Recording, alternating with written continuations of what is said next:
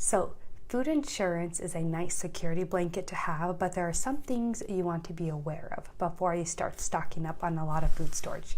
Hey, I am Cherise Merrill for those of you just joining us and are new, and I'm going to tell you today about 3 truths about food storage that may be a little bit uncomfortable and some people don't really like to tell you about. So first off, comment below in the comments with your target food storage goal. So our target food storage goal is to have a year's supply of food storage, and that's what we want to have. So the first truth that you need to understand about food storage is it's not just having a stockpile of beans, wheat, rice, just basic grains. That's not what food storage is. Now I know this makes some of you uncomfortable because it's really easy to just store that stuff. It lasts forever and just let it sit forever. But the truth is that's not what food storage is. I talked with a friend actually just last week who works at the LDS Home Storage Center, and she tells me all the time that people come in with buckets of, or with a list of paper saying, I need this many buckets of wheat and this many cans of rice. And she tells people all the time, like, well, do you know how to cook with them? And they're like, no, but it's what I'm told I need to buy. And she keeps telling them, no, you need to buy what you eat. And that's not what food storage is. It's not having a 50-year supply or a year's supply to last for 50 years of food that goes forever that you don't know how to eat it. The second truth that people don't talk about is rotation can be tricky. Yes, there are tons of ways out there to help you with food storage. There are do-it-yourself rotating shelves for frugal systems. Then if you have money and you want to buy some of the shelves, there's all kinds of ways to help you rotate it. But the truth is that unless you have a plan set in stone for how you're going to rotate it, then you're not really going to use it if you don't have that plan in place. Because rotating is pretty tricky. I mean, it took us, I don't know, at least a good 3 or 4 years to have a system for how to use and rotate and replenish our food storage. This weekend, I literally opened up, 5 or 6 cans of food storage from, hey Monique, 6 months of food storage. That's awesome. That's a good goal to have. I mean, it's half a year. That's a ton. So Sunday, I just opened up like 5 cans of food storage from 50 years ago, and I threw them all away. Some of them were still edible, like the rice and the oats, but you wouldn't have to. But the thing is these people didn't know how to rotate their food storage, and so it just all went bad.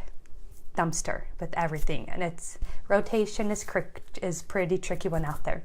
And then the third truth about food storage is something will happen.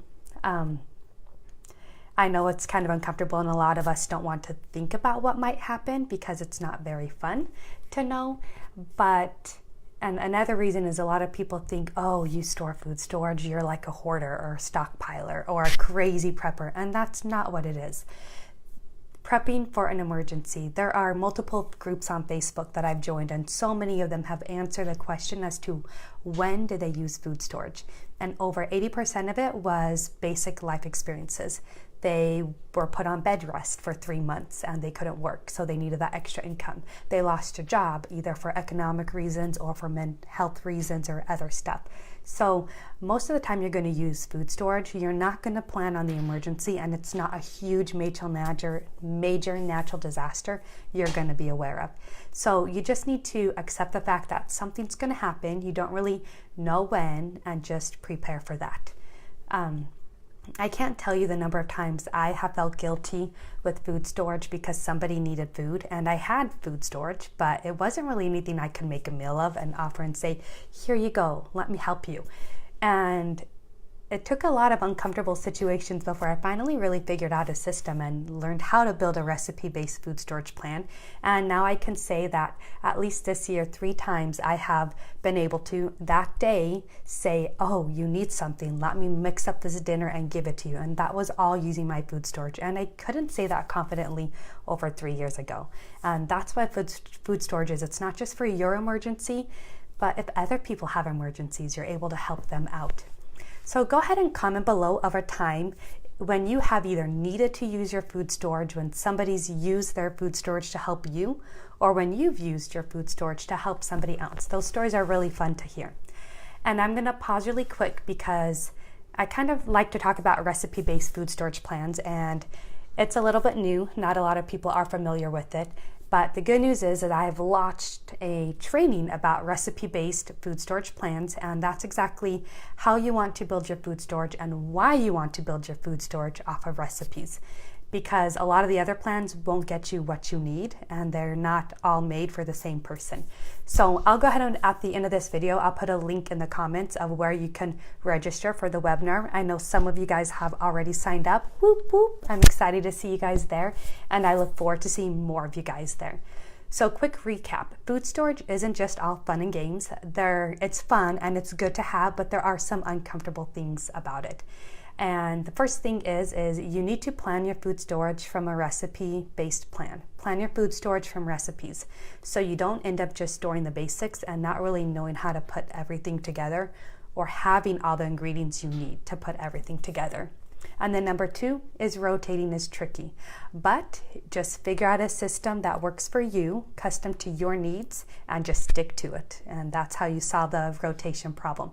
And the third one is something will happen. It's not really a matter of when or what, but something will happen. And when it does, isn't it nice to be a little bit more prepared today than you are yesterday, even if you're not 100% there?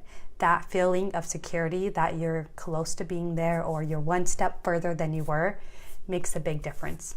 So, and that's my goal to teach you guys, is help you to be more prepared and to build more of a food storage, emergency preparedness, that type of stuff. So please, if you have any questions or comments, comment them below. I'd love to answer them. And thanks for watching, guys. If you like this video, be sure to hit subscribe over on YouTube and leave a comment. And then also be sure you sign up for my online training about the recipe-based food storage plan so you can really save money and laser focus your food storage on what you need to buy. Bye for now, guys.